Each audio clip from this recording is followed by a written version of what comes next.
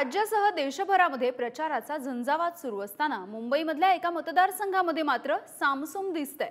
या मतदारसंघामध्ये महायुती आणि महाविकास आघाडी दोन्हीकडून उमेदवारच जाहीर झालेले नाहीत। कोणता आहे हा मतदारसंघ आणि हा नेमका तिढा काय आहे बघूया।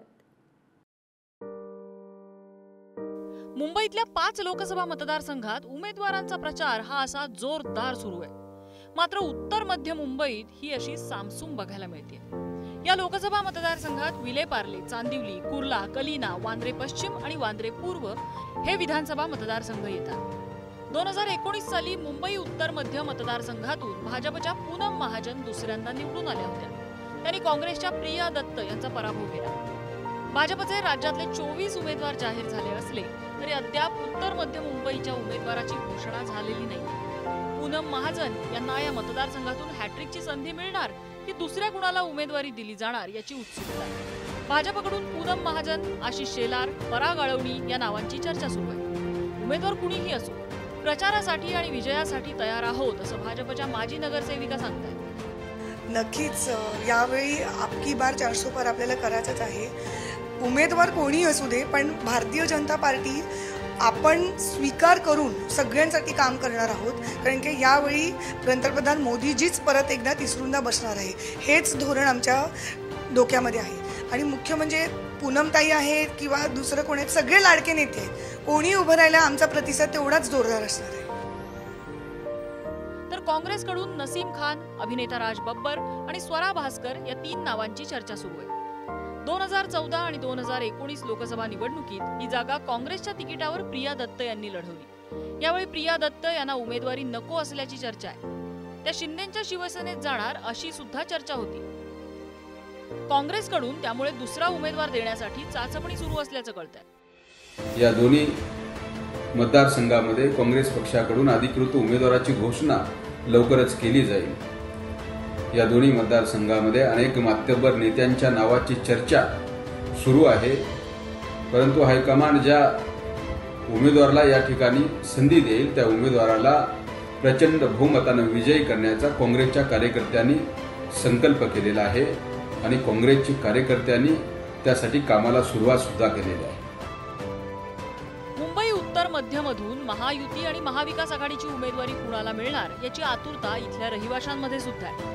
उमेदवार अद्याप जाहीर नाहीत, जाहीरनामा नाही, मग मतदार मतं कशाच्या आधारावर देणार असा प्रश्न नागरिकांना पडतोय। तर आपल्याला चांगला माणूस पाहिजे, काम करणारा पाहिजे आणि खूप डेव्हलप इकडे खूप बाकी आहेत ते करायला पाहिजे। आणि उमेदवार तर अजून डिक्लेअर झालेले नाही, तर त्याच्यावर आपण काय बोलू शकत नाही। आता ह्या महाराष्ट्रामध्ये राजकारण असं आहे की कुठला नेता कुठे जातोय, कोण कुठून येतोय हे अजून आपल्याला अद्याप माहीत नाही। तर भारतीय जनता पार्टी असो, काँग्रेस असो किंवा शिवसेना असो किंवा राष्ट्रवादी, कोण चेहरा देईल हे पण आम्हाला अजून माहीत नाही। कुठल्या पक्षातला आयात आहे, कोण निर्यात आहे, कोण इथून येतोय, पुन्हा महाजनला देतील का काँग्रेसमधल्या BJPमध्ये असेल त्याला देतील हे सांगता येत नाही। आता एवढं युती इकडे झालेली आहेत सर्व लोकांचं, शिवसेना, काँग्रेस जे जे आहेत उमेदवार, तर कोणी आत्तापर्यंत म्हणजे उमेदवारी कोणी दिलेले नाही आहेत। पण लास्ट 2 याच्यापासून पूनम महाजन इकडे होते, ते काम करत केलेले आहेत।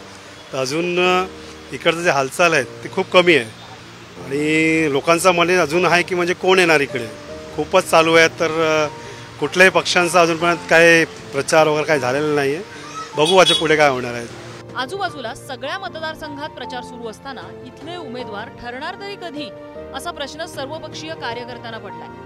महायुती आणि महाविकास आघाडीच्या उमेदवाराचा शोध कधी पूर्ण होतो याकडे सध्या मतदारसंघातील जनतेचं लक्ष लागलेलं आहे। संपूर्ण देशभरात लोकसभेचे वारे वाहत आहेत, पण यात सगळ्यांचं लक्ष लागलंय ते म्हणजे महाराष्ट्रात। आणि महाराष्ट्राची सगळी सूत्र सध्या मुंबईतून हालत आहेत। पण या मुंबईत, उत्तर मध्य मुंबईत अद्याप महायुती असो किंवा महाविकास आघाडीकडून लोकसभेसाठी उमेदवारच घोषित झाला नाही।